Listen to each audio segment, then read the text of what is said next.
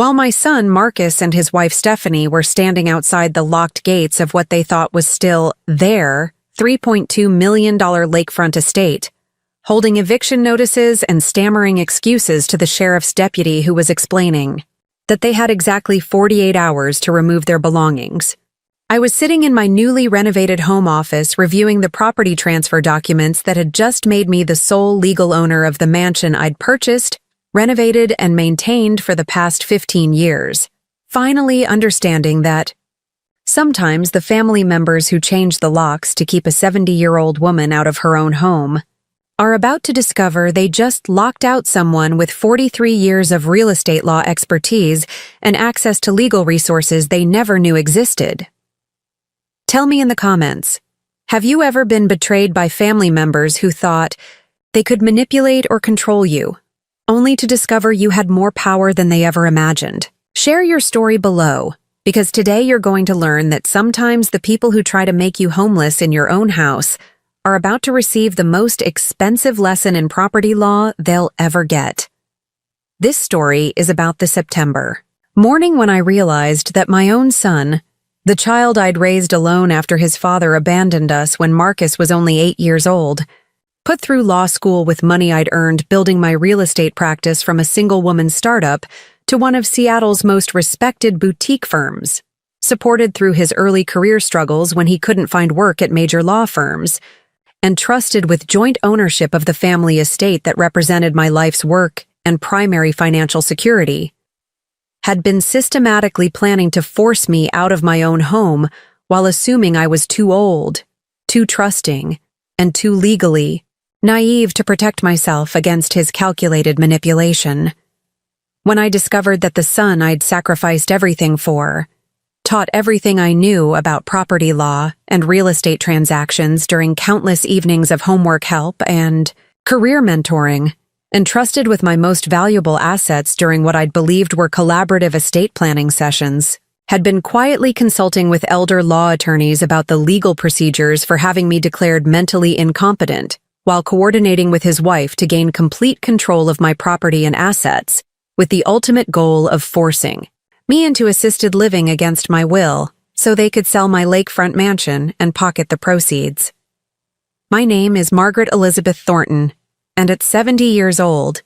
I thought I'd found the perfect solution for maintaining family unity while ensuring proper estate planning by adding my son Marcus as joint owner of the spectacular 8,500 square foot Tudor mansion on Lake Washington that I'd worked 4 decades to purchase, renovate, and transform into one of Seattle's most valuable residential properties. For 3 years, this joint ownership arrangement had seemed like a reasonable way for a successful real estate attorney to plan for the future, while keeping the family property under family control and maintaining close relationships with my 2 grandchildren, 12-year-old Emma and 10-year-old James. The lakefront estate that everyone in Seattle's legal and business communities knew as my crowning professional achievement had actually been purchased in 2009 as a foreclosure property during the real estate market collapse, transformed through my legal expertise and architectural vision into a showplace that had been featured in Seattle Magazine and Pacific Northwest Homes, and maintained through careful financial planning and property management that had required both extensive legal knowledge and sophisticated business acumen that most people never develop even after decades in the real estate industry. What I hadn't expected was that my son Marcus and his wife Stephanie would view my generous decision to add Marcus as joint owner not as a thoughtful estate planning gesture that demonstrated trust and family unity, but as a strategic opportunity to gradually assume complete control of my most valuable asset while systematically undermining my independence and autonomy in preparation for what they apparently believed would be an easy transition to seizing total control of my financial affairs and personal living arrangements. The Tudor Mansion's location in Madison Park, one of Seattle's most prestigious and exclusive neighborhoods, had made it not just a spectacular family home, but also a significant investment property that had appreciated steadily over the 15 years since I'd purchased it as a foreclosure, bargain, and transformed it through extensive renovation and restoration work that had required both legal expertise in managing contractors and permits, as well as sophisticated aesthetic judgment in creating a home that would serve as both family legacy and long-term financial security. My decision to purchase the property had been made during the 2008-2009 financial crisis, when my experience in real estate law had enabled me to recognize distressed property opportunities that other potential buyers either couldn't identify or lacked the legal knowledge and financial resources to pursue successfully through the complex foreclosure acquisition process. The original owners, Robert and Patricia Wellington, had been prominent Seattle real estate developers who'd built the Tudor Mansion in 1987 as their family estate, investing over $4.2 million in construction and landscaping that had created one of the most architecturally impressive and beautifully appointed properties on Lake Washington's coveted Eastern Shore. The mansion had been designed by Harrison & Associates, Seattle's premier luxury residential architecture firm,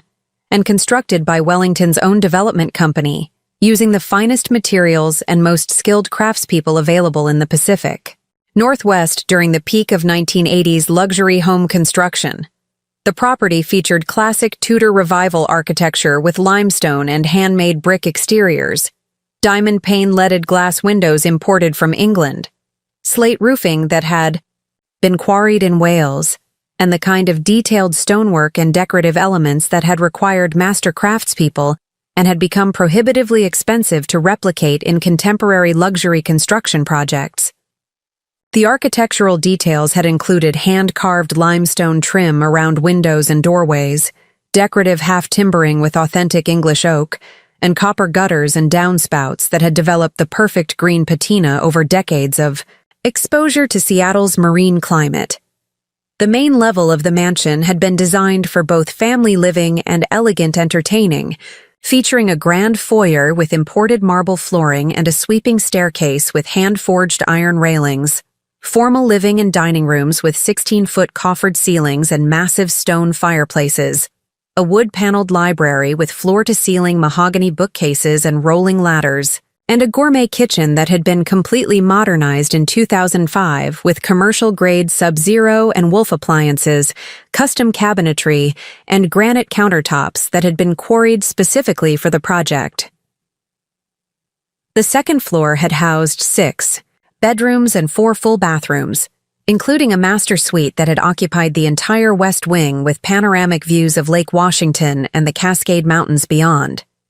The master bedroom had featured a sitting area with its own fireplace and French doors opening to a private balcony, while the master bathroom had been appointed with Carrara marble throughout, a soaking tub positioned to capture lake views, a separate glass-enclosed shower with multiple shower heads, and dual vanities with custom cabinetry and period-appropriate fixtures. Each of the additional bedrooms had been designed with attention to detail that had reflected the overall quality of the mansion's construction, featuring original hardwood floors that had been installed in intricate parquet patterns, decorative crown molding and wainscoting, built-in window seats and storage, and windows that had provided abundant natural light while maintaining the privacy that had been essential in such an exclusive neighborhood. The mansion's outdoor spaces had been equally impressive, featuring professionally designed and maintained gardens that had included formal rose gardens, perennial borders, specimen trees, and seasonal plantings that had provided year-round beauty and had required ongoing maintenance by skilled landscaping professionals. The property had also included a swimming pool and spa that had been designed to complement the Tudor architecture, a regulation-sized tennis court with professional lighting for evening play, and extensive patios and terraces that had provided multiple areas for outdoor entertaining and relaxation. But perhaps the most valuable feature of the property had been its 200 feet of private Lake Washington waterfront, including a deep-water dock that could accommodate boats up to 60 feet in length, a boathouse with storage for water sports equipment, and a private beach area that had been maintained with imported sand and had provided swimming and recreational opportunities that were rare. When the Wellington family had been forced into bankruptcy due to the collapse of their real estate development business during the 2008 financial crisis, the property had entered foreclosure proceedings that had created an opportunity for knowledgeable, Investors who understood both the real estate market and the legal procedures necessary for acquiring distressed properties at below-market prices. My successful bid of $1.8 million for the foreclosure property had represented both a calculated investment opportunity based on my professional understanding of Seattle real estate values and the fulfillment of a lifelong dream to own waterfront property that would serve as both family legacy and financial security for my retirement years. The purchase price had been approximately 60% below the property's pre-crisis appraised value, creating immediate equity that had made the investment both financially sound and personally satisfying. The renovation and restoration process that had followed the purchase had required 18 months of intensive work and an additional $850,000 investment in updating mechanical systems, restoring original architectural details, modernizing technology and security systems, and making improvements that had enhanced both the property's livability and its long-term investment value. My legal expertise had been essential throughout the renovation process, enabling me to manage contractor relationships, navigate permit requirements, resolve zoning and environmental compliance issues, and ensure that all work had been completed to the highest standards while protecting my financial interests through proper contracts and project management oversight. The renovation had included complete updating of electrical systems to handle contemporary technology and security requirements, installation of new heating and cooling systems that had provided both comfort and energy efficiency, restoration of original hardwood floors and architectural millwork, updating of all bathrooms and the kitchen while maintaining period-appropriate aesthetics, and installation of comprehensive security and home automation systems that had provided both convenience and protection. By 2011, the completely renovated mansion had been appraised at $3.9 million, representing a successful investment that had provided immediate equity while creating a spectacular family home that had served as both personal residence and professional symbol of my success in the real estate law field. The property had continued to appreciate over the following decade, reaching an estimated value of $4.8 million by 2021, making it not only a beautiful family home, but also a significant financial asset that had represented the majority of my accumulated wealth and had provided the foundation for my retirement, security, and estate planning objectives.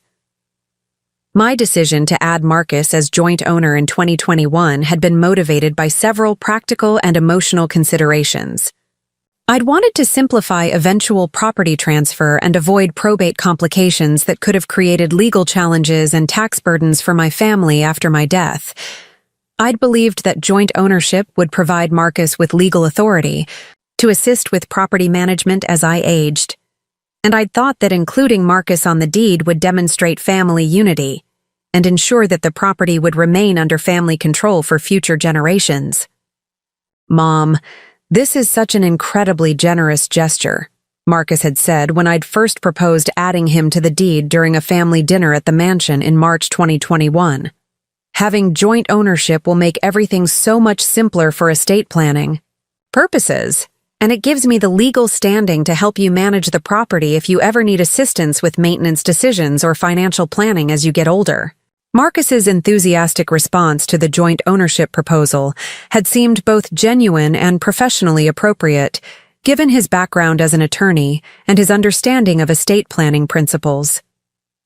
His law degree from the University of Washington and his experience in corporate law had made him seem like the logical family member to entrust with such important financial and legal responsibilities. "I really appreciate your confidence in me, Mom,"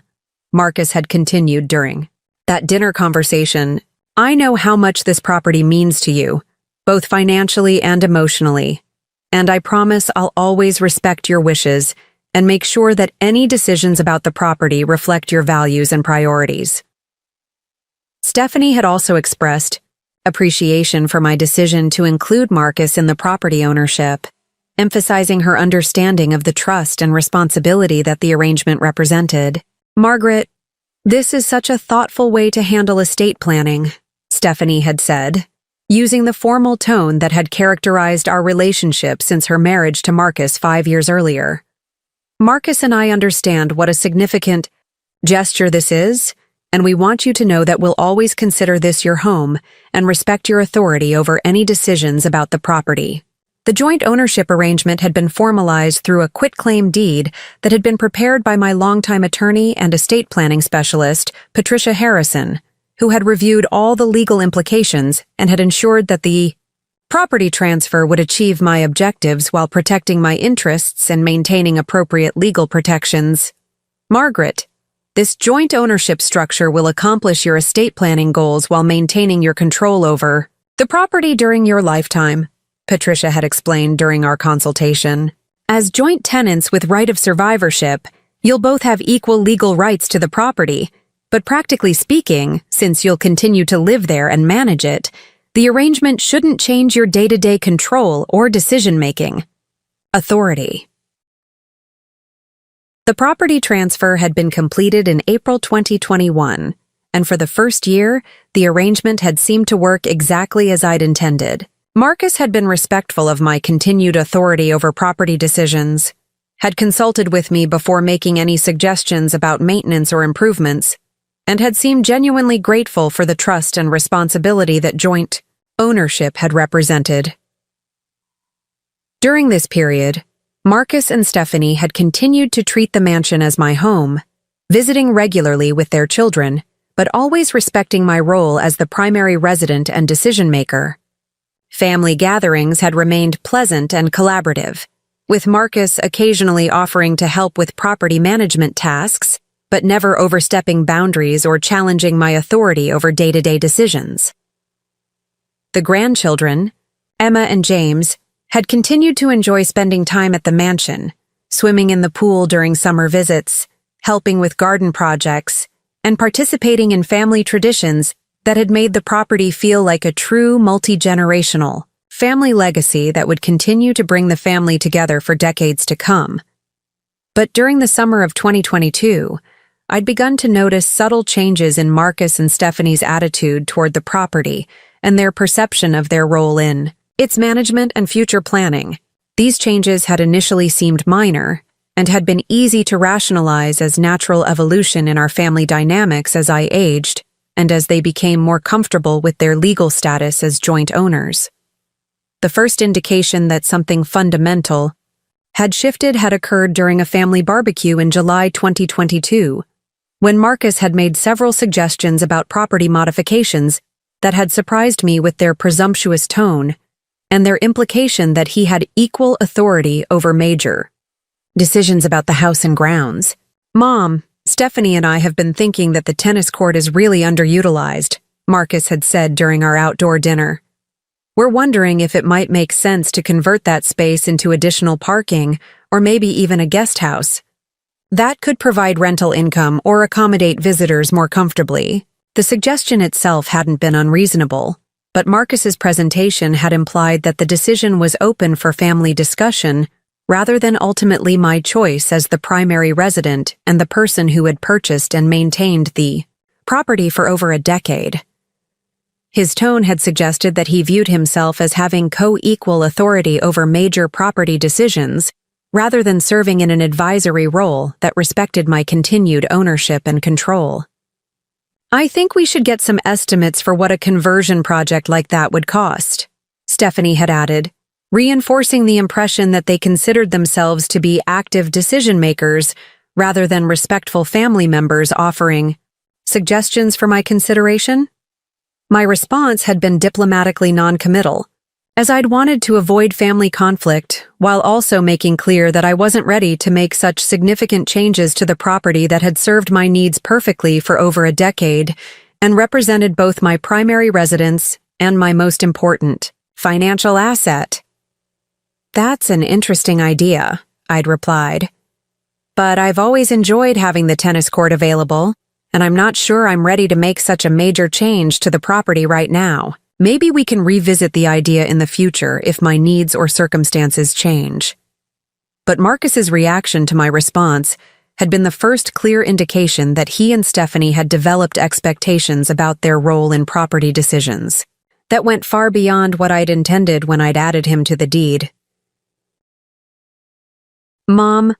I think you should consider that this property requires significant ongoing maintenance, and that making strategic improvements could enhance its value and reduce long-term costs, Marcus had said, using a tone that had suggested he viewed my reluctance as evidence of poor judgment rather than legitimate personal preference. This conversation had been followed by several similar discussions over the following months, in which Marcus and Stephanie had repeatedly suggested modifications, improvements, and changes to property management that had seemed designed more to establish their authority over decision-making than to actually improve the property or serve my needs as the primary resident. By early 2023, these conversations had escalated to include suggestions about my personal living arrangements and my capacity to continue managing such a large property independently. Discussions that had begun to make me uncomfortable and had started to feel more like interventions than family consultations. Mom, we're concerned that this house is getting to be too much for you to handle, Stephanie had said during a particularly memorable family dinner in February 2023. The maintenance requirements are enormous, and we worry about your safety and comfort in such a large space as you get older.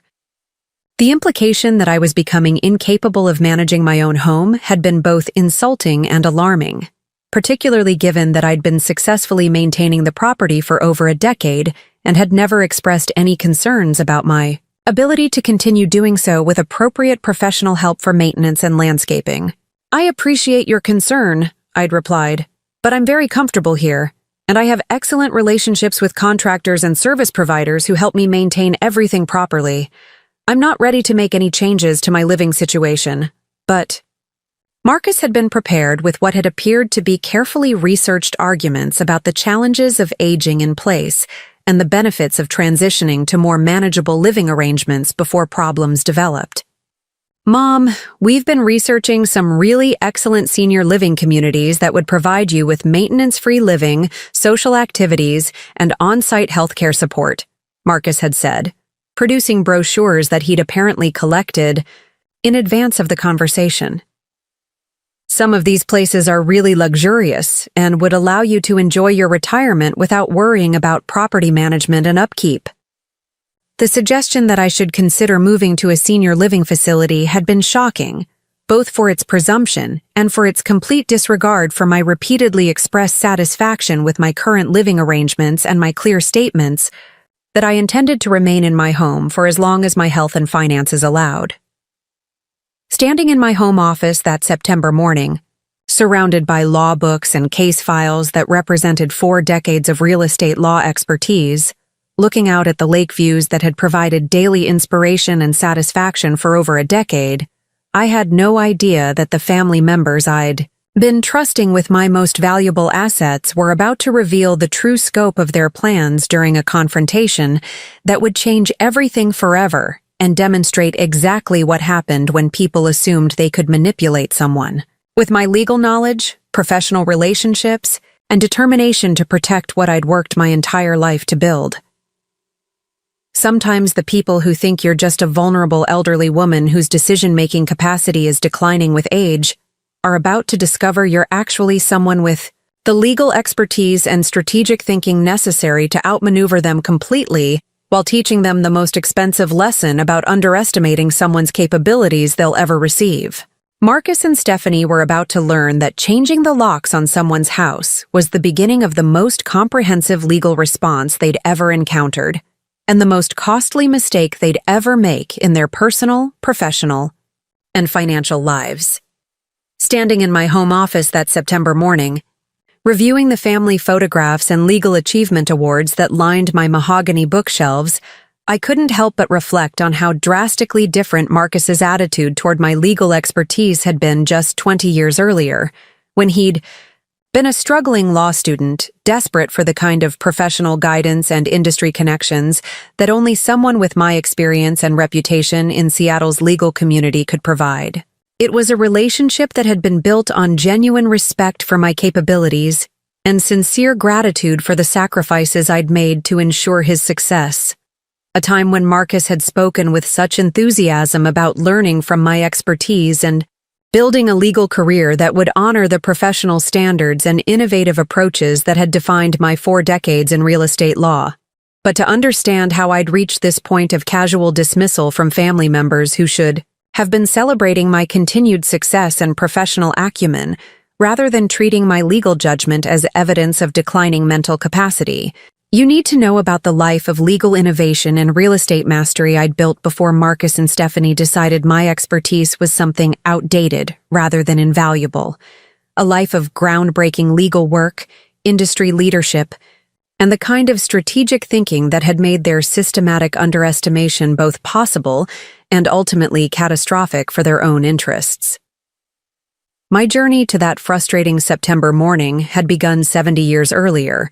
when I'd been born Margaret Elizabeth Richardson to parents who understood that a woman's education and professional competence were not optional luxuries, but essential foundations for survival and dignity in a world that rarely offered women second chances or easy paths to legal recognition and financial independence, particularly in the male-dominated field of real estate law that would become my specialty and passion. My father, Dr. James Richardson, had been a professor of economics at the University of Washington, specializing in real estate markets and property valuation theory that had helped shape Washington state's approach to property taxation, zoning regulations, and development planning throughout the mid-20th century. He'd spent his career analyzing complex market systems, teaching graduate students about property economics, and consulting with government agencies on policies that had influenced millions of dollars in real estate transactions and development projects throughout the Pacific Northwest. "Margaret," my father had said during one of our regular Sunday evening conversations about my future plans, "the most important thing you can learn is that real estate law is fundamentally about understanding how property rights, market forces, and human behavior intersect to create wealth or destroy it. Anyone can memorize legal statutes, but it takes real expertise to understand how those laws actually function in practice to protect or undermine people's financial security and dreams." My mother, Dr. Helen Richardson, had been equally influential in shaping my understanding of what was possible for an educated woman willing to work harder and think more strategically than the people around her. She'd worked as a research economist for Washington State's Department of Commerce, analyzing housing markets and development trends, while also managing our household with the kind of meticulous attention to detail and analytical thinking that had kept our family's finances both stable and growing despite the economic uncertainties that had characterized the 1950s and 1960s. "Darling," my mother had told me during my high school years, "never let anyone convince you that understanding contracts and property law is somehow too complicated or inappropriate for women. The women I know who have the most security and independence are those who understand how real estate transactions work, can read legal documents critically, and refuse to depend on other people for their economic survival or professional advancement." The Richardson household had been intellectually stimulating and academically rigorous in ways that had prepared me for the legal career I would eventually build. Dinner conversations had regularly included discussions of legal principles, economic theory, property market analysis, and the importance of building professional expertise that could function reliably under pressure, while also contributing to the justice and fairness of property transactions that affected families' most important financial decisions. Our home had been filled with legal journals, economic research, and the kind of analytical thinking that had made complex legal problems seem solvable rather than overwhelming. By age 14, I'd already been helping my parents with basic legal research and had developed sophisticated understanding of property law concepts, contract interpretation, and the relationship between legal theory and practical outcomes that would characterize my entire approach to real estate law practice. My academic journey had begun at Roosevelt High School in Seattle, a public school known for its rigorous college preparatory programs and its emphasis on developing students' analytical thinking, precise communication, and the kind of intellectual discipline that would serve them well in competitive professional environments throughout their careers. At Roosevelt High, I'd excelled in mathematics, literature, debate, and social studies, while also developing the organizational skills and attention to detail that would characterize my entire approach to professional responsibilities.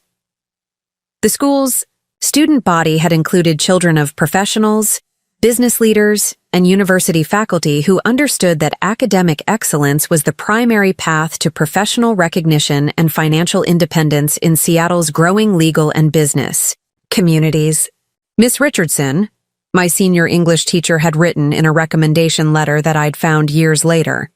demonstrates the rare combination of analytical intelligence and persuasive communication ability that characterizes natural attorneys and advocates. She has the intellectual skills to understand complex legal relationships and the personal presence to represent clients effectively in challenging negotiations and courtroom situations. My senior thesis project at Roosevelt High had focused on the history of women's property rights in Washington state, research that had required me to analyze 19th century legal documents, interview elderly women about their experiences with property ownership, and develop original arguments about how legal reforms had affected women's economic opportunities and family security over several generations. The University of Washington School of Law had been the obvious next step, offering one of the most respected legal programs on the West Coast and a curriculum that combined rigorous analytical training with practical experience in professional legal practice and specialization opportunities in areas like real estate law, business law, and litigation that would prepare graduates for leadership roles in Seattle's legal community. During my 3 years at UW Law, I'd maintained a 3.8 GPA while also working part-time as a legal research assistant for the university's Real Estate Law Institute and completing internships with major Seattle law firms that had provided hands-on experience in every aspect of real estate law practice, from residential transactions to commercial development projects and complex litigation involving property disputes worth millions of dollars. The law program at UW had been particularly demanding, requiring students to develop expertise in constitutional law, contracts, torts, property law, civil procedure, and legal writing, while also completing advanced coursework in specialized areas and demonstrating competence in legal research, client counseling, and courtroom advocacy that would be essential for successful law practice in Washington state's competitive legal market. Margaret has demonstrated exceptional ability in both the analytical and practical aspects of legal education, my property law professor had written during my second year. Her coursework consistently demonstrates sophisticated understanding of complex legal principles while also exhibiting the kind of strategic thinking and attention to detail that characterizes truly effective practicing attorneys. My law school thesis had examined innovative approaches to real estate financing in the Pacific Northwest, focusing on how traditional mortgage structures could be modified to better serve the needs of middle-income families while protecting lenders' interests and promoting responsible development that enhanced community character and property values. The research had required extensive analysis of lending practices, regulatory frameworks, and case law, while also developing original proposals that demonstrated practical applications of legal theory to contemporary housing challenges. The thesis had been selected for publication in the Washington Law Review and had received recognition from the Washington State Bar Association as an outstanding example of how young attorneys could contribute to solving contemporary legal and social challenges, while building expertise in specialized practice areas that would serve both individual clients and broader community interests. After graduating magna cum laude from UW Law in 1976, I'd spent 2 years working for Harrison, Morrison & Associates, a prestigious Seattle firm specializing in real estate law, commercial transactions, and property development that represented some of the region's most significant developers, investors, and business leaders in complex deals worth hundreds of millions of dollars. The position at Harrison, Morrison & Associates had been excellent preparation for understanding the business and financial aspects of real estate law practice, and had given me experience in the kind of high-stakes problem-solving that would become central to my career specialization in complex property transactions and dispute resolution. The firm's practice had included everything from routine residential closings to major commercial development projects, municipal bond issues for infrastructure development, and complex litigation involving property rights, zoning disputes, and contract enforcement that had required both legal expertise and sophisticated understanding of real estate markets and construction practices. Margaret, you have a natural talent for understanding how real estate deals actually work. My supervising partner at Harrison Morrison and Associates had observed after I'd successfully resolved a complex commercial lease dispute that had threatened to derail a major downtown development project. You don't just understand legal principles. You understand market forces and business relationships and how to structure deals that work for everyone involved while protecting your client's interests. One of my most successful projects at the firm had involved representing a group of small investors in the acquisition and development of a historic Seattle neighborhood that had been threatened by urban renewal demolition. The project had required 6 months of intensive legal research, community organizing, and creative financing arrangements that had allowed the investors to preserve the neighborhood's character while building wealth and providing affordable housing for working families.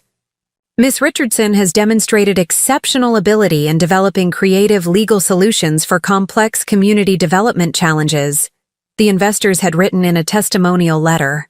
Her understanding of both legal requirements and community needs made it possible for us to achieve our goals while serving broader public interests. Her expertise saved us both money and legal complications while delivering results that exceeded our expectations.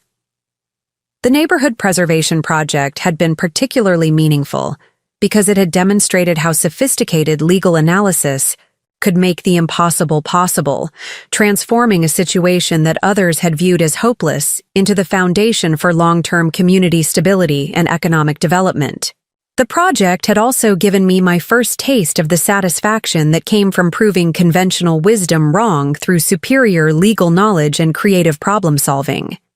It was during my time at Harrison Morrison and Associates that I'd first begun to understand the enormous gap between what most people expected from real estate legal services and what was actually possible when sophisticated legal principles were applied to the challenges of property acquisition, development, and dispute resolution in ways that enhanced people's financial security while building long-term community value. This insight had led directly to my decision to establish my own practice in 1978, specializing in the kind of innovative real estate law that could transform how people thought about property ownership, investment strategies, and the relationship between legal expertise and financial success in Seattle's rapidly growing real estate market. The decision to start Thornton & Associates had been motivated by my desire to focus exclusively on the kind of client-centered real estate law that had become my specialty, working with individuals and families who needed sophisticated legal representation but also wanted an attorney who understood their personal goals and could develop legal strategies that supported their long-term financial and family objectives. Thornton & Associates had begun operations in a converted house in Seattle's Capitol Hill neighborhood, with a staff of 2 paralegals and a portfolio of clients who had followed me from Harrison Morrison and Associates because they valued the personalized attention and innovative legal approaches that had characterized my work throughout my early career. The firm's first major case had been representing a widow whose late husband's business partners were attempting to force the sale of valuable commercial property through questionable interpretation of partnership agreements and estate planning documents. The case had required 18 months of complex litigation,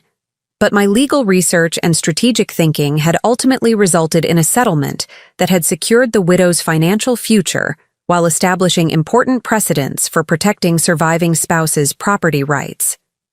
Margaret Thornton has saved my family's financial security through legal expertise that went far beyond what I thought was possible, the client had written in a letter that had become essential marketing material for my developing practice. Her understanding of property law and business relationships enabled me to keep property that other attorneys said I would definitely lose. Her representation changed my life. Over the following decade, Thornton & Associates had built a reputation as Seattle's premier boutique real estate law firm,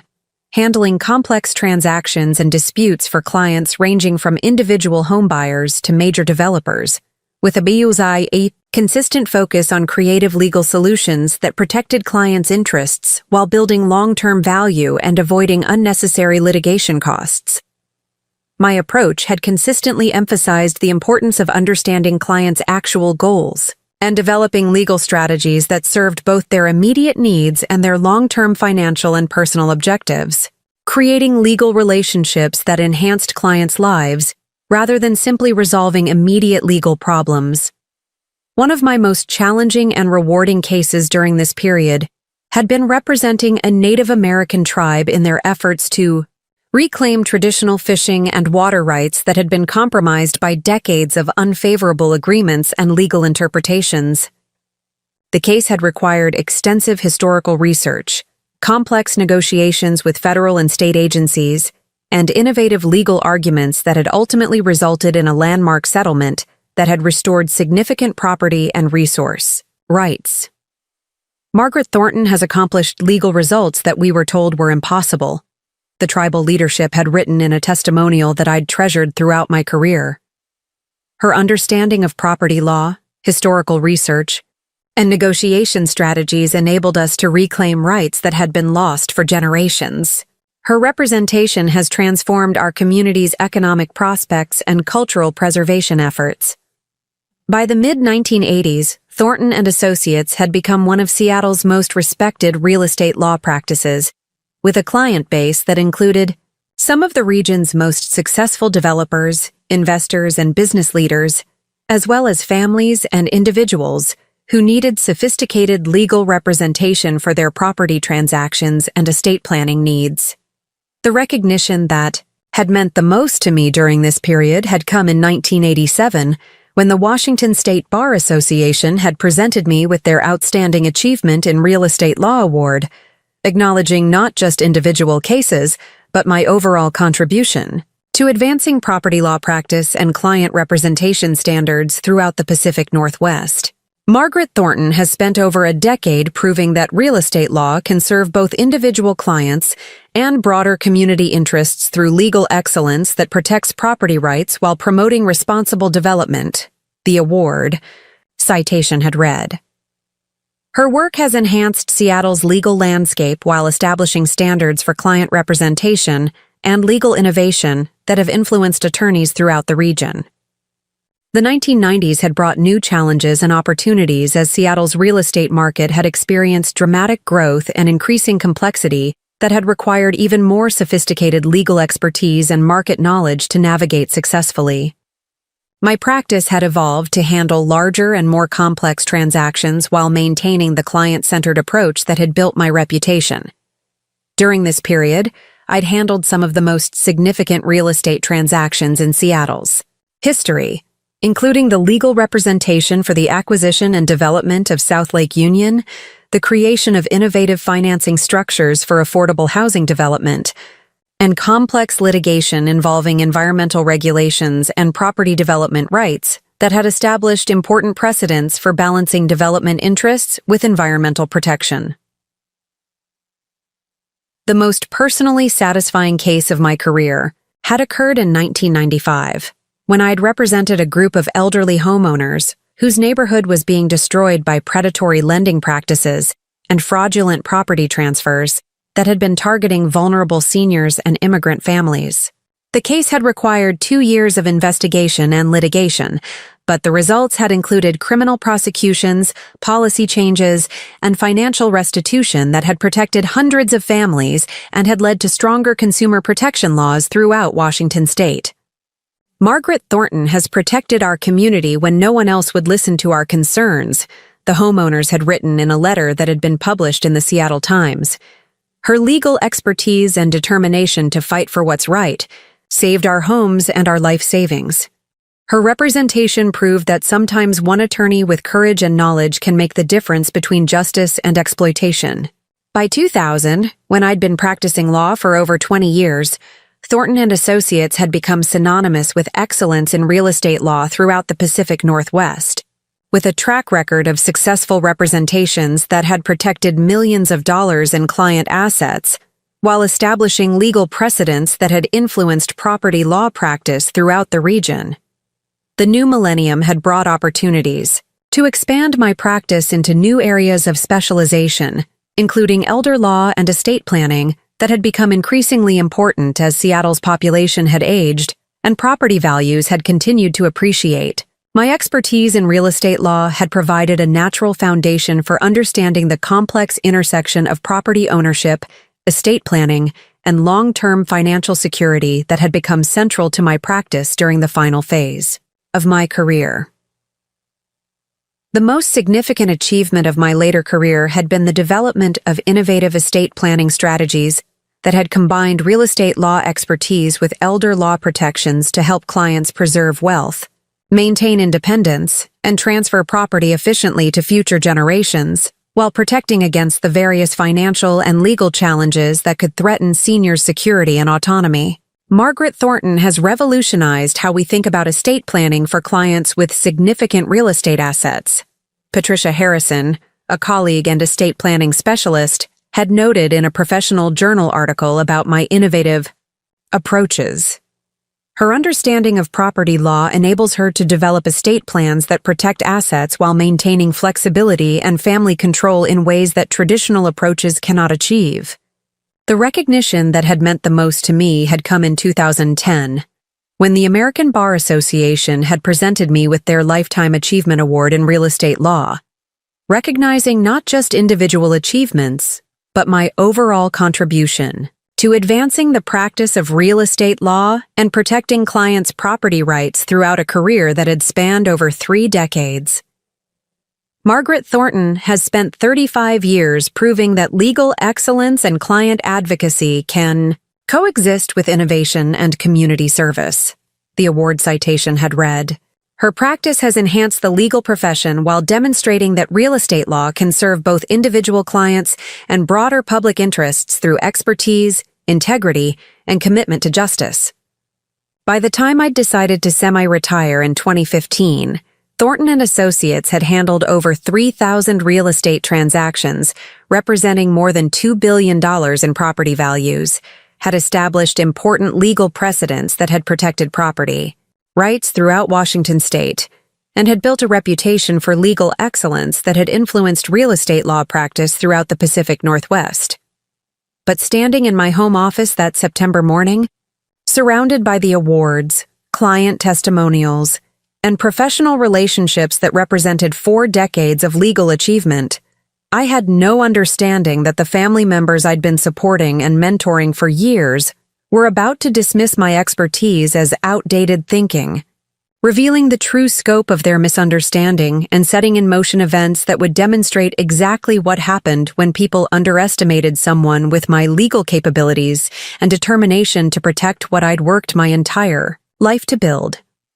The legal expertise, professional relationships, industry recognition, and strategic thinking that Marcus and Stephanie were dismissing as irrelevant to contemporary property management were actually going to become the foundation for teaching them the most comprehensive lesson they'd ever receive about respecting experience, honoring expertise, and understanding that some people respond to manipulation with legal strategies that reshape everyone's understanding of what's possible when knowledge meets determination and unlimited access to legal resources. Sometimes, the people who think your career is just ancient history are about to discover you're actually someone with the legal knowledge and strategic thinking necessary to outmaneuver them completely while teaching them that dismissing someone's professional legacy was the beginning of the most sophisticated legal response they'd ever encounter, and the most expensive mistake they'd ever make in their personal and financial lives. Standing in that office, surrounded by decades of legal expertise and unlimited access to the resources necessary to protect my interests, I had no idea that Marcus and Stephanie were about to reveal their true intentions during a family confrontation that would demonstrate exactly why underestimating a real estate attorney with my experience and determination was about to become the most costly error in judgment they'd ever make. Standing in my home office that September morning, reviewing the family photographs that documented years of what I'd believed was genuine collaboration and mutual respect, I couldn't help but remember how different Marcus and Stephanie's attitude toward my judgment and autonomy had been just 2 years earlier, when they'd regularly sought my legal advice and had expressed sincere gratitude for the opportunities and security that my professional success had provided for our entire family. But what I discovered during that devastating October family meeting would transform my disappointment and sense of betrayal into a cold, calculating determination that would change everything forever and demonstrate that some 70-year-old women fight back with legal strategies that reshape entire family dynamics and property ownership structures in ways that create consequences lasting for generations. The final 18 months of what I'd thought was a harmonious family relationship had actually been a carefully orchestrated campaign designed to undermine my confidence, question my competence, and create legal justification for removing me from my own home while transferring complete control of my most valuable asset to Marcus and Stephanie, who had apparently been planning this outcome since shortly after I'd added Marcus to the property deed in 2021.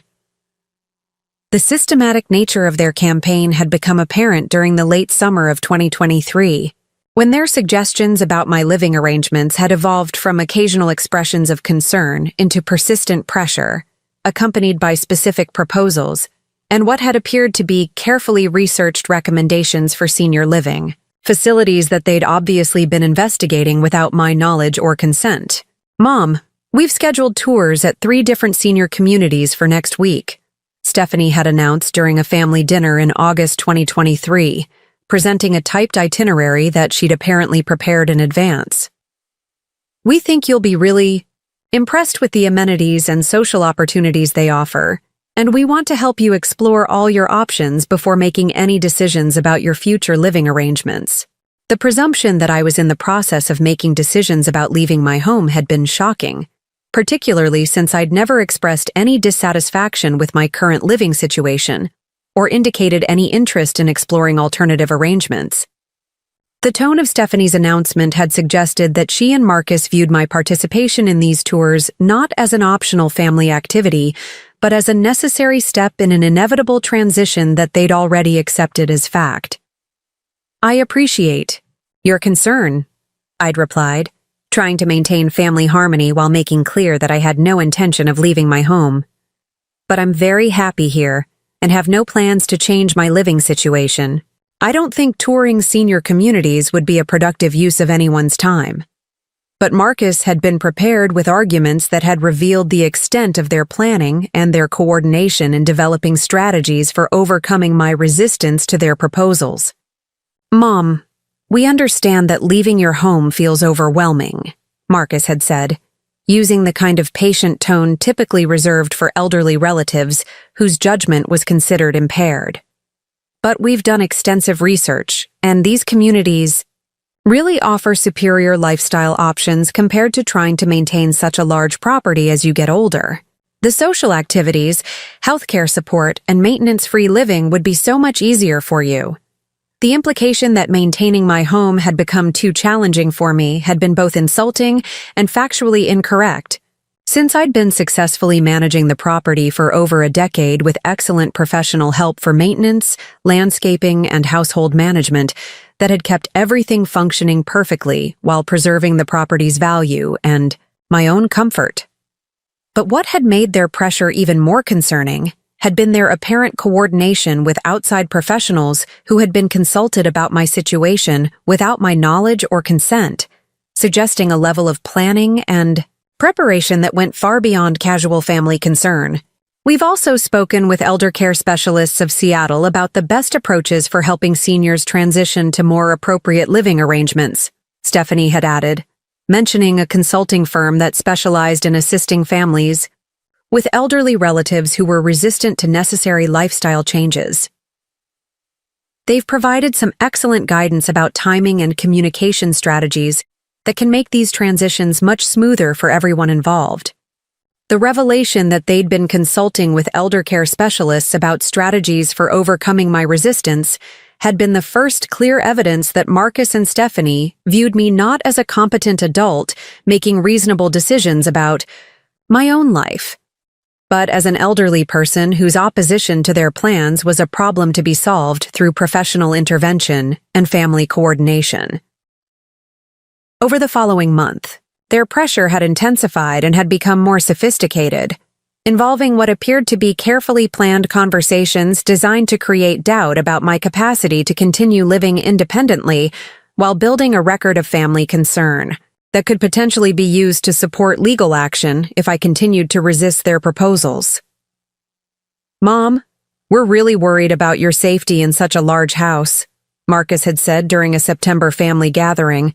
introducing concerns that he'd never previously expressed despite years of visiting the property regularly. The stairs between floors could be dangerous if you fell, and the isolation of being alone in such a big space could be problematic if you had a medical emergency. These newly discovered safety concerns had been particularly insulting given that the mansion featured an elevator that I'd installed during the renovation specifically to ensure accessibility as I aged,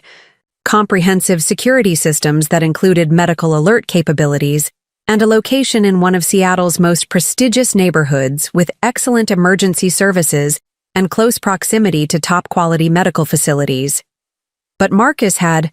continued with what had appeared to be a prepared list of concerns that suggested he'd been developing arguments for why my continued residence in the mansion was becoming inappropriate, regardless of my own preferences or actual circumstances. "We're also concerned about the financial burden of maintaining such an expensive property," Marcus had added, introducing economic arguments that had revealed either complete ignorance of my financial situation or deliberate misrepresentation of my capacity to afford my current lifestyle. "The property taxes, insurance, maintenance costs, and utility expenses must be enormous, and we worry that the financial pressure could affect your retirement security." The suggestion that I couldn't afford to maintain my own home had been particularly absurd.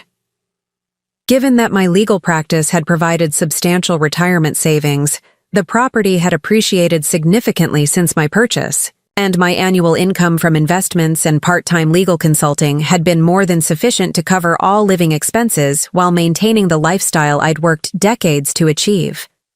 But what had made their financial concerns even more suspicious had been their apparent detailed knowledge of the property's carrying costs and their suggestions about how these expenses could be reduced through changes in ownership or management structure that would benefit Marcus and Stephanie, while reducing my financial security and independence. "If you move to a senior community, we could handle the sale of this property and help you invest the proceeds in ways that would provide steady income while eliminating the risks and expenses of property ownership," Stephanie had suggested, outlining a plan that would have transferred control of my primary asset to them while reducing my housing to whatever senior living facility they deemed appropriate. The proposal to sell my home and use the proceeds to fund my care in an institutional setting had been the clearest indication yet that Marcus and Stephanie viewed my property not as my home and financial security, but as a family asset that should be managed according to their priorities rather than my preferences. The breaking point had finally come during our family dinner on October 15th, 2023, when Marcus and Stephanie had decided to abandon subtle pressure in favor of direct confrontation designed to force my compliance with their plans or to create justification for taking legal action to override my resistance. "Mom, we need to have a serious conversation about your future," Marcus had announced as soon as we'd finished eating, using a tone that had suggested this was a family intervention rather than a consultation. "Stephanie and I have been discussing your situation extensively, and we've concluded that continuing to live in this house alone is no longer safe or practical for someone your age." The presumption that they had authority to reach conclusions about my living arrangements had been shocking enough, but what had followed had been a systematic attack on my competence and autonomy that had revealed the true scope of their planning and their complete disrespect for my rights and preferences. "We've consulted with geriatric specialists, elder care attorneys, and property management experts," Stephanie had continued, producing a folder of documents that she'd apparently prepared for the meeting. "Everyone agrees that seniors living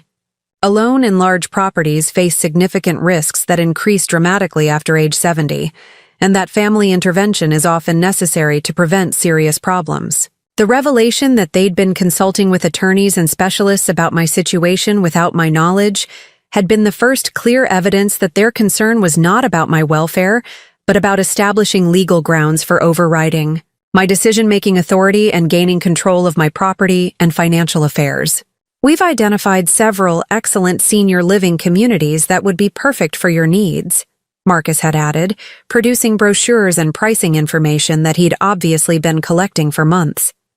Cascade Senior Living has a beautiful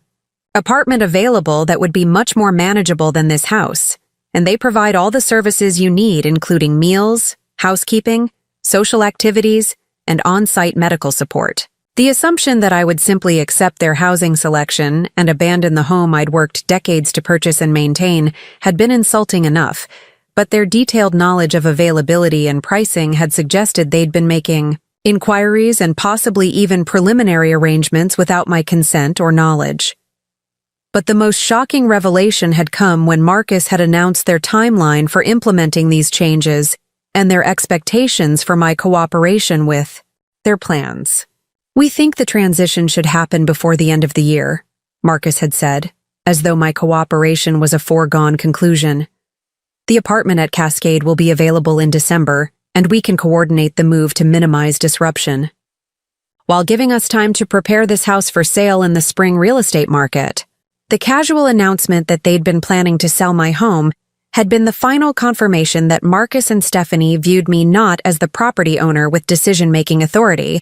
but as an elderly dependent whose housing and financial arrangements should be managed according to their judgment rather than my preferences. "We've already spoken with Premier Property Management about listing strategies that would maximize sale price," Stephanie had added, revealing that they'd been consulting with real estate professionals about marketing my home without my knowledge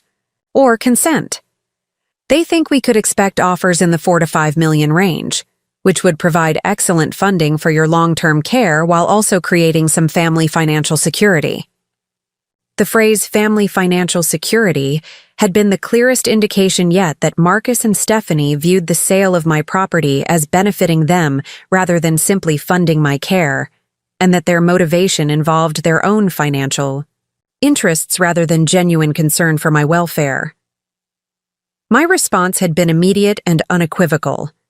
I'd told them that I had no intention of leaving my home, that I was completely satisfied with my current living arrangements, that I was fully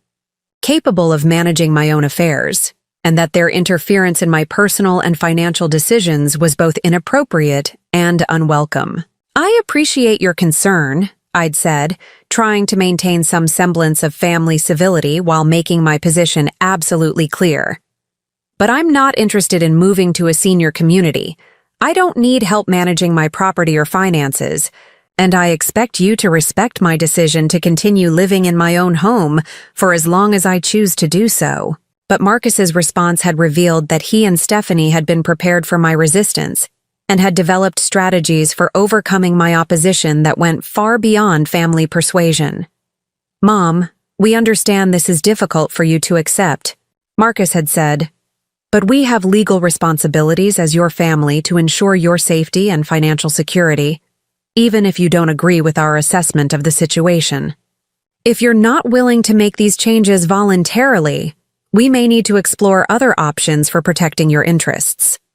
The threat of legal action to override my decision-making authority had been the final confirmation that Marcus and Stephanie viewed our family relationship not as one between equal adults, but as one in which they had authority to make decisions about my life, regardless of my preferences or legal rights. "We've consulted with elder law attorneys about the procedures for helping families when senior family members are making decisions that put them at risk," Stephanie had added, making clear that they'd been researching legal strategies for gaining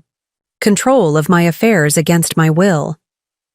"There are established procedures for family intervention when seniors are no longer capable of making appropriate decisions about their safety and financial security."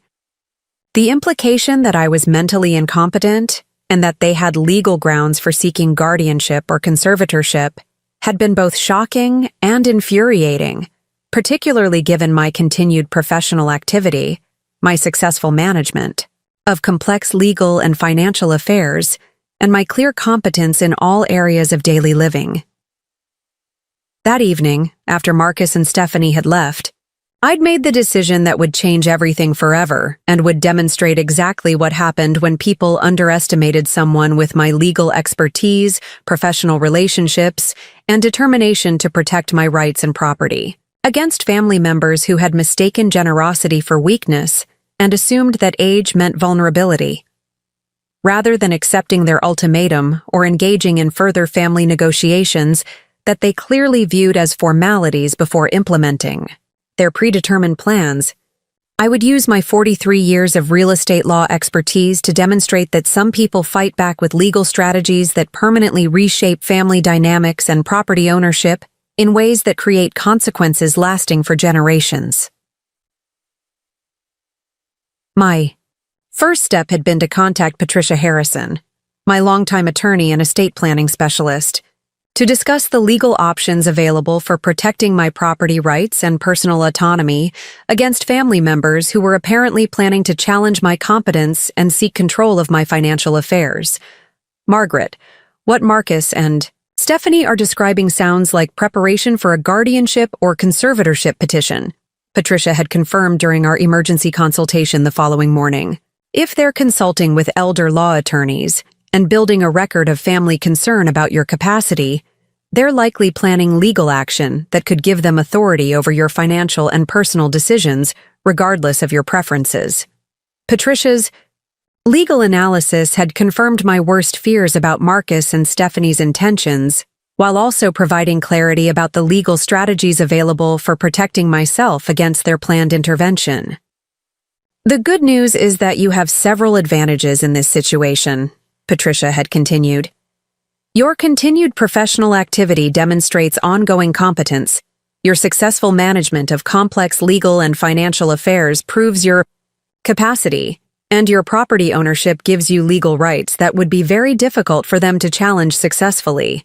But Patricia had also warned me about the potential effectiveness of guardianship proceedings, particularly when family members were willing to present coordinated testimony about an elderly person's declining capacity and need for protective intervention. Even competent seniors can lose guardianship proceedings if family members present compelling evidence of risk or impaired judgment, Patricia had explained.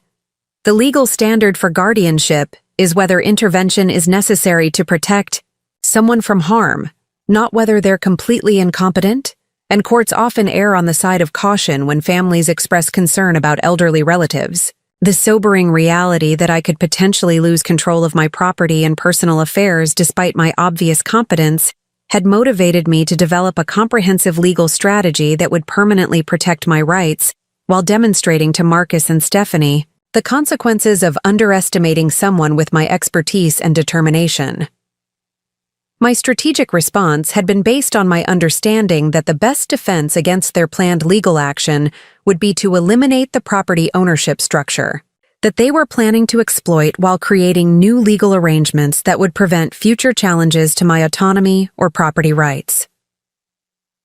Over the following month,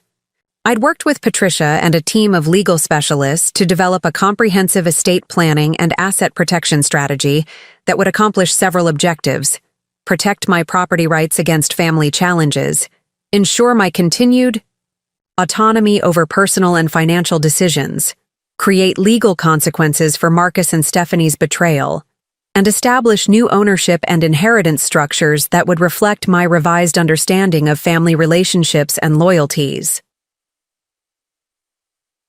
The true centerpiece of my legal strategy had been the creation of the Margaret Thornton Irrevocable Trust, a sophisticated legal structure that would remove the lakefront mansion from individual ownership while ensuring my continued exclusive use and control of the property during my lifetime, with ownership ultimately passing to charitable organizations and institutions that had supported my professional development and community involvement throughout my career. This trust structure will accomplish everything you want to achieve, Patricia had explained as we'd finalized the legal documents. You'll retain complete control over the property during your lifetime. Marcus will lose all ownership rights. and inheritance expectations, and the trust provisions will make it legally impossible for anyone to challenge your capacity or force changes to your living arrangements. The irrevocable trust had been funded by transferring the mansion and all related assets out of joint ownership with Marcus into the trust structure, effectively removing his name from the deed and eliminating any legal standing he might have had for making decisions about the property or challenging my management of my own affairs. But the trust structure had been only the first element of my comprehensive response to Marcus and Stephanie's betrayal. I'd also implemented new estate planning arrangements that had removed them from any inheritance expectations while directing my assets to organizations and individuals who had demonstrated genuine respect for my autonomy and appreciation for my professional contributions. The new will and estate plan had allocated my financial assets to a combination of charitable organizations focused on women's legal education, elder rights advocacy, and property rights protection, with specific provisions ensuring that Marcus and Stephanie would receive notification of their disinheritance and the reasons for my decision to exclude them from any financial benefits from my estate. I want them to understand that their behavior has consequences, I'd told Patricia as we'd drafted the new estate planning documents. They assumed they could manipulate and control me because they thought I was vulnerable and dependent on their approval. I want them to learn that some people fight back in ways that permanently change family relationships and financial expectations. The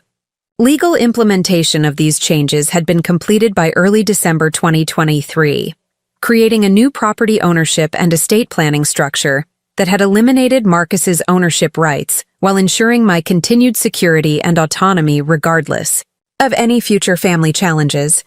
or legal actions they might attempt. But my legal response had included one additional element designed to demonstrate the full extent of my resources and determination while teaching Marcus and Stephanie a lesson about the consequences of underestimating someone with my expertise and access to legal remedies. On December 20th, 2023, I'd arranged for Marcus and Stephanie to receive formal legal notification of the property ownership changes, estate planning revisions, and the specific legal grounds for these decisions, delivered by process server in a manner that would ensure they understood both the permanence of my decisions and the futility of any legal challenges they might be considering. The notification had included copies of the trust documents, the new property deed showing the trust as sole owner, documentation of their consultations with elder law attorneys that my private investigator had uncovered, and a detailed legal memorandum explaining why their planned guardianship petition would be both unsuccessful and potentially subject to sanctions for frivolous litigation against a competent adult. This should make very clear that their plan to gain control of your property has not only failed, but has permanently damaged their relationship with you and eliminated any financial benefits they might have expected from your estate, Patricia had explained as we'd prepared the notification documents. The breaking point that had triggered my comprehensive legal response had occurred on January 15, 2024, when Marcus and Stephanie had made their final, desperate attempt to regain control of the situation by physically preventing my access to my own home while attempting to force my relocation to the senior living facility they'd selected. I'd returned from a week-long legal conference in San Francisco to discover that the locks on the mansion had been changed, my personal belongings had been packed by strangers and moved to storage, and Marcus and Stephanie had taken up residence in my home while claiming that they'd acted under emergency circumstances to protect my safety and welfare. "Mom, we were worried when you didn't return our calls while you were traveling," Marcus had said when I'd confronted them about the locks and the unauthorized occupation of my property. "We decided it was time to implement the transition plan we'd discussed, and we've arranged for you to move into Cascade Senior Living this week." The assumption that they had authority to change my locks, pack my belongings, and relocate me against my will had been the final demonstration of their complete misunderstanding of both my legal rights and my capacity to protect myself against their manipulation. My response had been immediate and comprehensive. I'd contacted the King County Sheriff's Department to report the unlawful occupation of my property, had initiated legal proceedings for trespassing and elder abuse, and had implemented the final provisions of my legal strategy that would permanently resolve the conflict while demonstrating the consequences of their assumptions about my vulnerability. "Ma'am, we need to see documentation proving your ownership of this property," the sheriff's deputy had said when he'd arrived to investigate my complaint about the unauthorized occupation of my home. My response had been to produce the trust, documents, the property deed showing the Margaret Thornton Irrevocable Trust as sole owner, and the legal memorandum explaining that Marcus and Stephanie had no lawful basis for occupying the property or preventing my access to my own home. "The individuals currently in the house are my son and daughter-in-law," I'd explained to the deputy. "They changed the locks and moved my belongings without permission while I was traveling, and they're claiming authority over my property that they do not legally possess." The deputy's review of the legal documents had confirmed that Marcus and Stephanie had no ownership rights or legal standing to occupy the property, and that their actions constituted trespassing regardless of their family relationship to me or their claims about my welfare. "Sir, ma'am, you need to gather your belongings and vacate this property immediately," the deputy had informed Marcus and Stephanie. "You have no legal right to be here, and your continued occupation constitutes criminal trespass. You have 24 hours to remove your belongings, and any future unauthorized entry will result in arrest." The shock on Marcus and Stephanie's faces when they'd realized that their carefully planned strategy had not only failed but had resulted in their own eviction from property they'd assumed they controlled had been the first indication that they were beginning to understand the magnitude of their miscalculation about my capabilities and resources. "Mom, you can't do this to family," Stephanie had said as they'd been forced to pack their belongings under police supervision. "We were only trying to help you make better decisions about your safety and financial security." My response had been to hand them copies of the legal documents that had permanently removed them from any property rights or inheritance expectations, along with documentation of their unauthorized consultations with elder law attorneys and their attempts to have me declared incompetent without legal grounds. "You weren't trying to help me," I'd replied. "You were trying to steal my property and control my life based on assumptions about my age and vulnerability. You've learned that some people fight back with legal strategies that permanently change family relationships and financial consequences."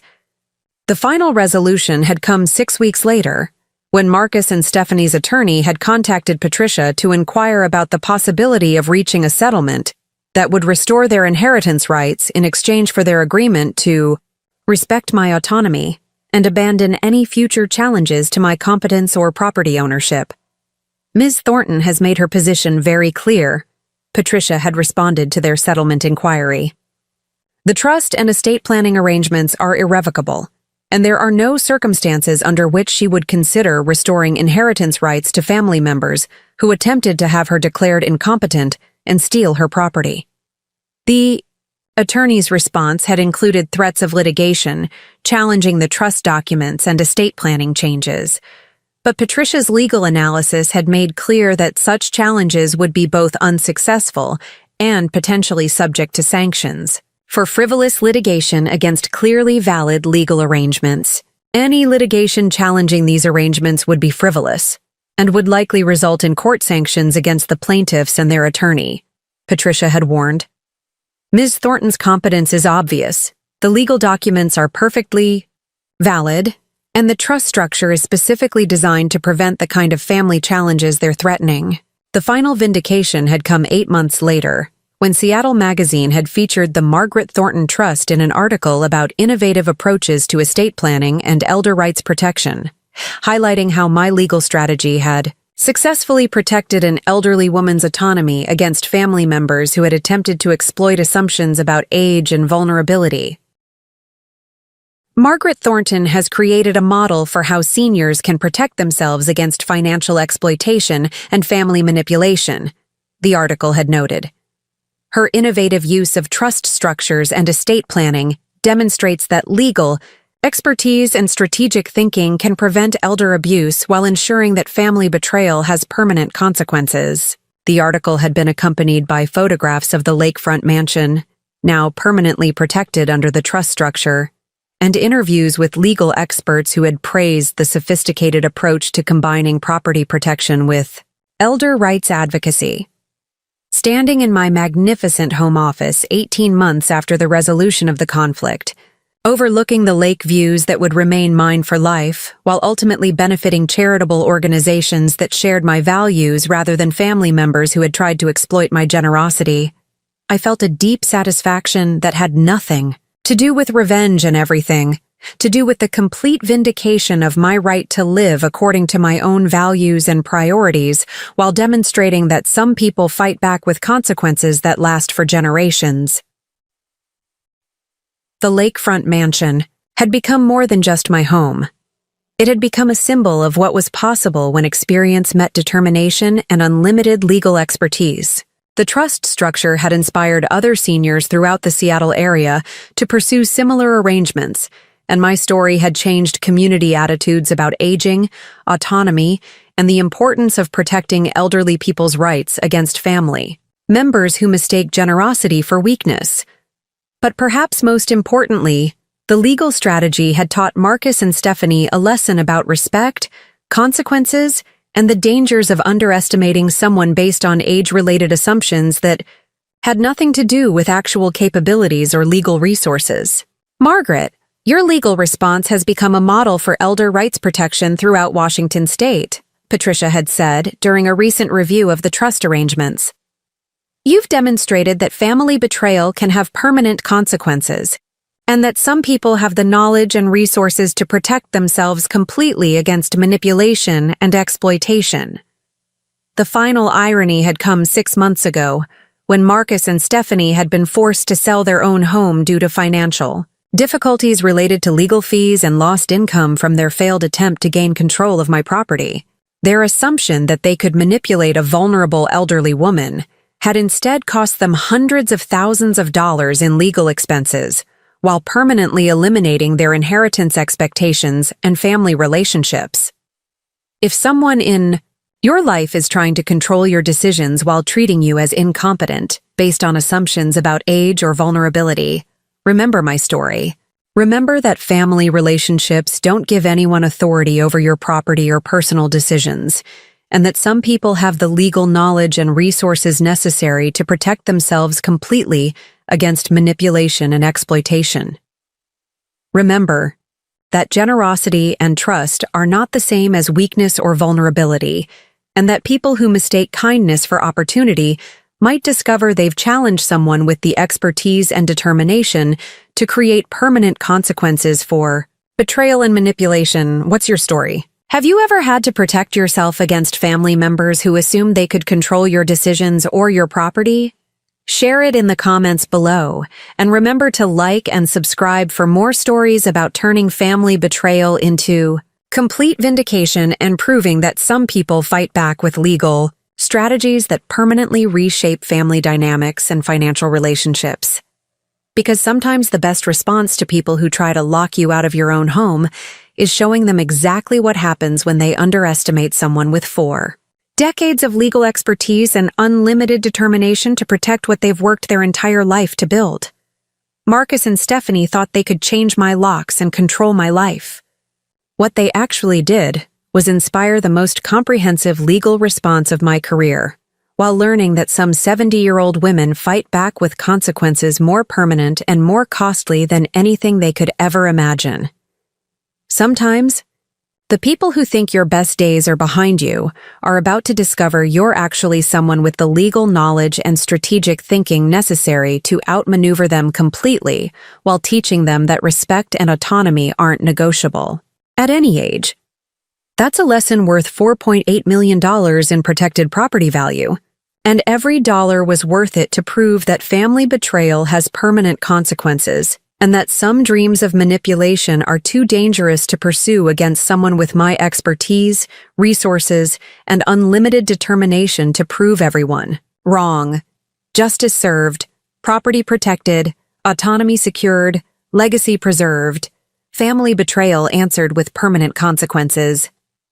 The view from 71 is spectacular when you're surrounded by legal protections rather than family manipulation. Marcus and Stephanie learned that changing someone's locks was the beginning of the most expensive legal lesson they'd ever receive, and the most comprehensive demonstration of what happens when you underestimate someone with 43 years of real estate law expertise and unlimited determination to protect their rights. Respect your elders, especially when they have the legal knowledge to permanently reshape your financial future.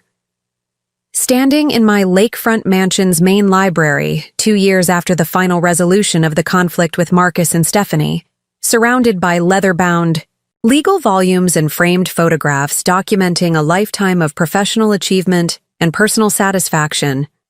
I found myself reflecting on how completely the power dynamics in my family had shifted and how thoroughly my strategic legal response had accomplished objectives that went far beyond simply protecting my property, rights, and personal autonomy. The comprehensive vindication that had resulted from my decision to fight back against Marcus and Stephanie's manipulation had created consequences that extended throughout Seattle's legal community, had influenced estate planning practices throughout Washington state, and had established new standards for protecting elderly people's rights against family members who mistake generosity for vulnerability and assume that age automatically means diminished capacity for strategic thinking and legal self-defense. But perhaps most satisfying had been watching Marcus and Stephanie gradually come to understand the full magnitude of their miscalculation about my capabilities and resources, as the long-term consequences of their attempted manipulation had continued to unfold in ways that had permanently altered their financial security, professional reputation, and family relationships in ways they were still discovering 2 years after their eviction from my property. The immediate aftermath of their forced departure from my home had been characterized by a series of increasingly desperate attempts to find legal strategies for reversing the property ownership changes and estate planning revisions that had eliminated their inheritance expectations while permanently protecting my autonomy against future family challenges or manipulation attempts. Marcus had initially contacted 3 different law firms seeking representation for litigation, challenging the Margaret Thornton irrevocable trust, the property transfer documents, and my mental capacity at the time these legal arrangements had been implemented. But each consultation had resulted in the same conclusion. The legal documents were perfectly valid, my competence was obvious and well documented, and any litigation challenging these arrangements would be frivolous and potentially subject to court sanctions for harassment of a competent adult who had made reasonable decisions about property ownership and estate planning. Mr. Whitmore, your mother's trust documents are textbook examples of proper estate planning, attorney David Richardson at Morrison & Associates had explained during Marcus's consultation. The legal structure is sophisticated and completely valid. Your mother's competence is obvious, and frankly, your own actions in changing her locks and attempting to force her relocation would actually support her decision to exclude you from her estate rather than provide grounds for challenging her judgment. The legal reality that Marcus and Stephanie's own behavior had provided the strongest evidence for my competence and their unsuitability as beneficiaries had been a particularly bitter irony that had undermined any potential legal challenges, while reinforcing the permanent nature of the consequences they were facing. Stephanie had pursued a different strategy, consulting with elder abuse specialists and family therapists about procedures for repairing family relationships and demonstrating changed behavior that might persuade me to reconsider the trust arrangements and estate planning decisions. But these consultations had also failed to provide any realistic hope for reversing the legal consequences of their betrayal. Mrs. Whitmore, your mother-in-law's legal arrangements are specifically designed to prevent the kind of family pressure and manipulation that you and your husband attempted, Dr. Patricia Williams, a geriatric psychology specialist, had explained during Stephanie's consultation. Irrevocable trusts exist precisely because they cannot be changed based on family pressure or emotional appeals, and attempting to pressure her further would likely be considered elder abuse under Washington state law. The professional confirmation that their attempts to restore family relationships would be both unsuccessful and potentially illegal had gradually forced Marcus and Stephanie to confront the reality that their actions had created permanent consequences that no amount of regret or changed behavior could reverse. But the true extent of their miscalculation had become apparent only gradually, as the financial and professional consequences of their failed manipulation attempt had continued to compound over the months and years following their eviction from my property.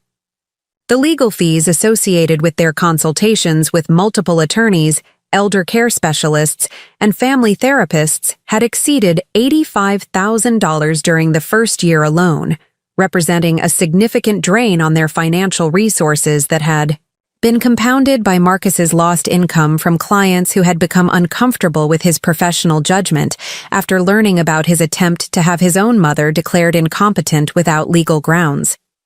"Marcus, I have to be honest with you," James Patterson, one of Marcus's longtime corporate clients, had said during a difficult conversation 6 months after the property conflict had become public knowledge. "Your judgment in trying to take control of your mother's property raises serious questions about your decision-making and professional ethics. We've decided to transfer our legal work to another firm."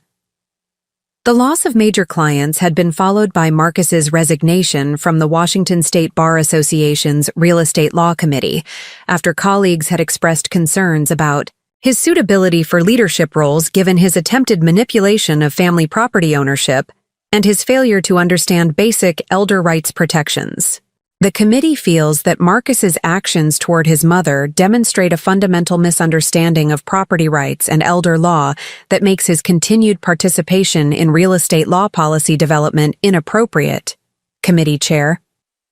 Rebecca Morrison had explained in a letter that had effectively ended Marcus's aspirations for leadership roles in the state's legal community.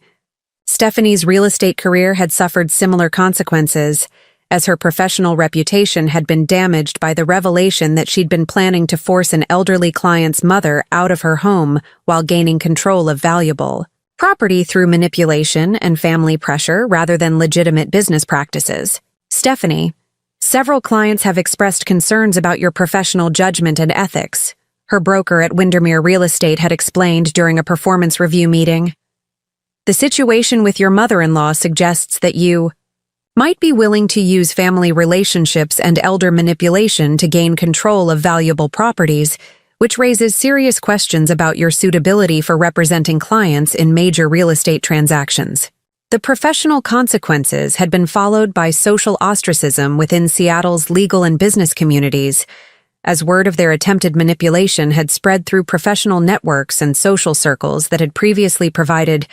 both business opportunities and personal relationships. "Margaret, I have to tell you that Marcus and Stephanie's behavior toward you has really shocked people throughout the legal community," Patricia Harrison had reported during one of our regular consultations. "Attorneys who've known you for decades are appalled that your own son would try to have you declared incompetent and steal your property. Their reputation in professional circles has been permanently damaged."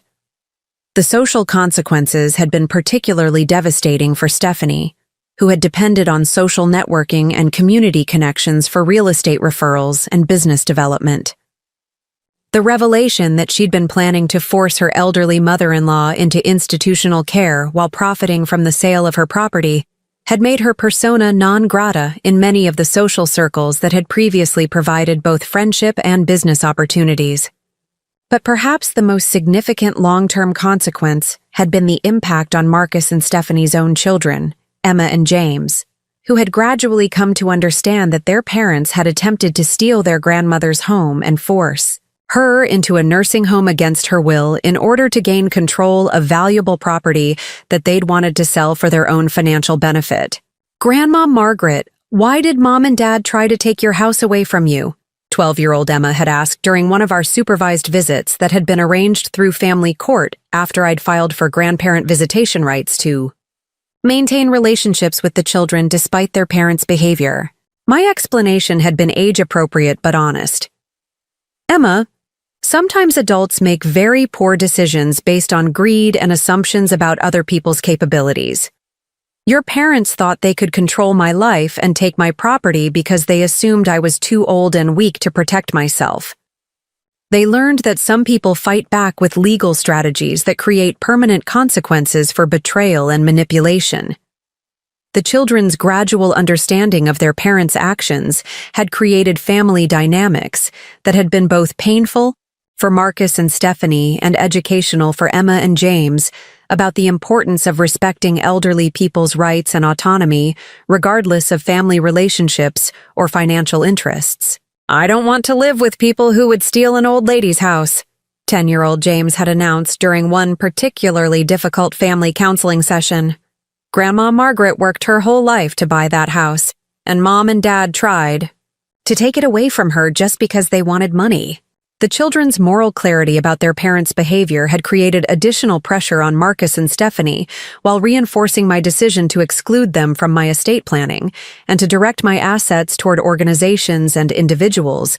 who shared my values rather than family members who had demonstrated willingness to exploit elderly relatives for financial gain. The broader community impact of my legal strategy had been equally significant.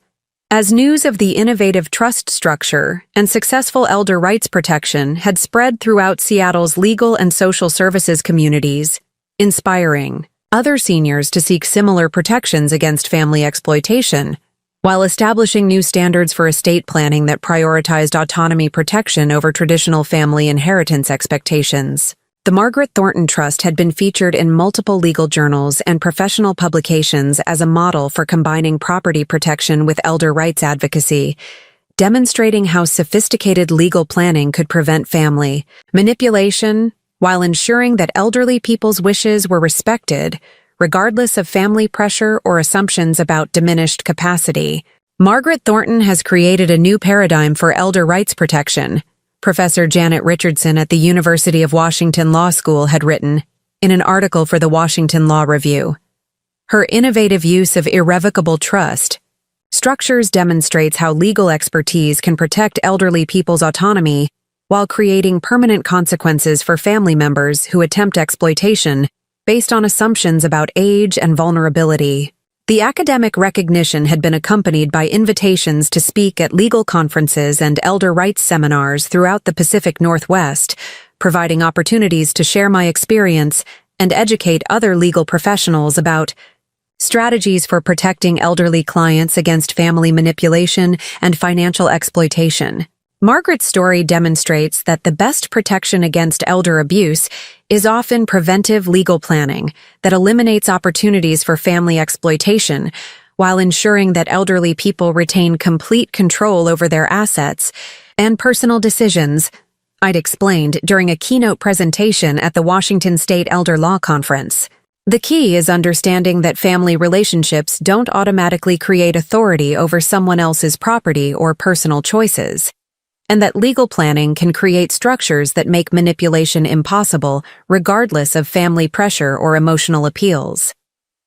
The professional speaking opportunities had been followed by consulting arrangements with law firms throughout Washington state, providing advice and expertise for estate planning clients who wanted to protect themselves against potential family challenges while ensuring that their property and assets would ultimately benefit organizations and individuals who shared their values, rather than family members who might view inheritance as entitlement rather than gift. Margaret, your expertise in combining property protection with elder rights advocacy has become invaluable for our practice, attorney Sarah Chen at Bellevue Estate Planning Associates had explained during one of our consulting arrangements. Clients who've heard your story want similar protections, and your legal strategies have helped us develop estate plans that truly serve our clients' interests rather than just traditional family expectations. The consulting work had provided both professional satisfaction and additional income while demonstrating that my legal expertise remained valuable and relevant despite my age and despite Marcus and Stephanie's assumptions about my declining capabilities and professional obsolescence. But perhaps the most meaningful long-term consequence had been the establishment of the Margaret Thornton Foundation for Elder Rights Protection, a charitable organization funded by the trust structure that would continue my work in protecting elderly people's autonomy and property rights long after my death, while ensuring that the lakefront mansion would ultimately serve community purposes rather than private family interests. The foundation's mission had been designed to reflect my values and professional legacy, providing legal assistance to elderly people facing family manipulation, funding research into elder rights protection, supporting legislative advocacy for stronger elder abuse prevention, and maintaining the Lakefront Mansion as a conference center and retreat facility for organizations working on aging and elder rights issues. The Margaret Thornton Foundation will ensure that your commitment to elder rights protection continues in perpetuity, Foundation Director Dr. Elizabeth Barnes had explained during our planning meetings. The mansion will serve as both a symbol of successful elder rights advocacy and a practical resource for organizations working to protect elderly people's autonomy and dignity. The foundation structure had also included provisions for Emma and James to receive educational scholarships and mentoring support if they demonstrated commitment to elder rights advocacy or legal careers focused on protecting vulnerable populations, providing opportunities for positive family legacy despite their parents' behavior. I want Emma and James to understand that family relationships should be based on respect and mutual support rather than exploitation and manipulation, I'd explained to the foundation board. If they choose careers focused on helping vulnerable people and protecting individual rights, they'll have opportunities to benefit from educational support and professional mentoring regardless of their parents' actions. The educational provisions had created additional complexity for Marcus and Stephanie, as their children had begun expressing interest in legal careers focused on elder rights protection and family law, partly inspired by their understanding of their grandmother's successful defense against their parents' manipulation. I want to be a lawyer like Grandma Margaret and help old people protect themselves against their families, Emma had announced during a school career presentation. Some families try to steal old people's houses and put them in nursing homes, but lawyers can help them fight back and keep their homes and their money. The children's career aspirations had created both pride for me and additional discomfort for Marcus and Stephanie, as Emma and James had begun to view their grandmother's legal career as a model for using professional expertise to protect vulnerable people against exploitation rather than viewing aging as a process that automatically diminished capabilities and autonomy.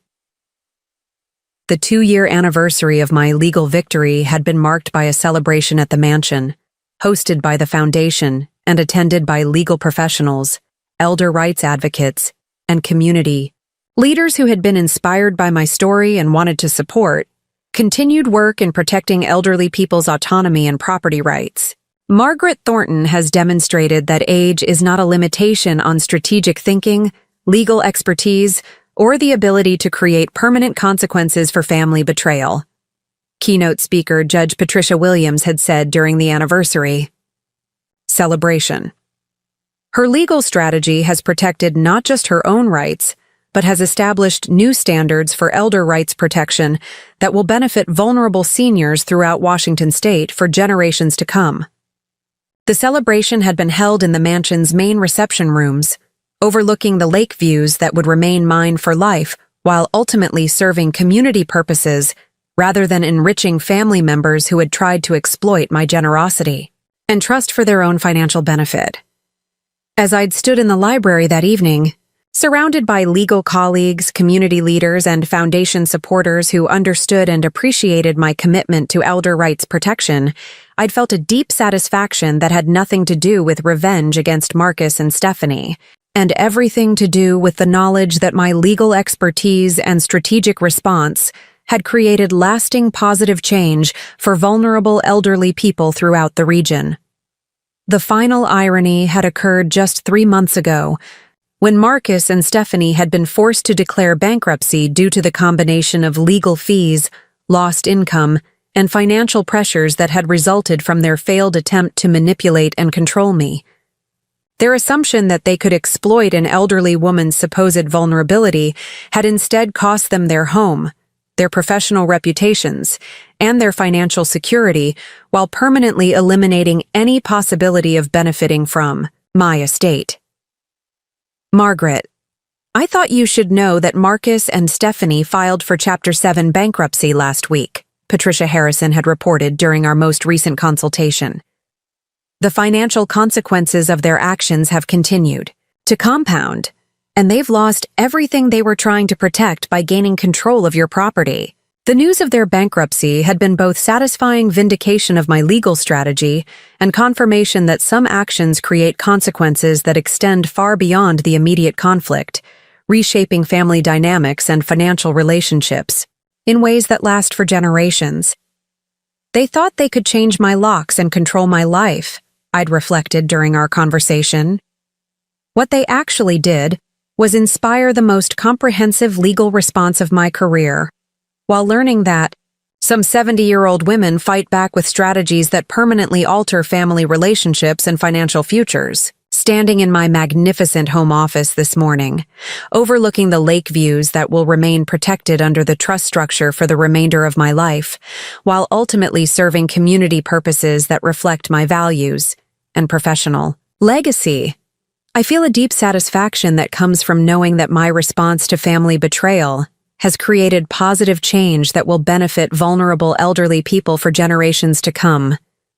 The lakefront mansion has become more than just my home. It has become a symbol of successful elder rights protection and a practical resource for organizations working to prevent elder abuse and family exploitation. The trust structure has inspired hundreds of other seniors to seek similar protections, and my story has changed community attitudes about aging, autonomy, and the importance of respecting elderly people's rights, regardless of family relationships or financial interests. But perhaps most importantly, my legal strategy has demonstrated that experience, expertise, and strategic thinking are not diminished by age when they are supported by professional knowledge and determination to protect what one has worked a lifetime to build. Margaret, your legal response has become the gold standard for elder rights protection throughout the Pacific Northwest, Dr. Elizabeth Barnes had said during our most recent foundation meeting.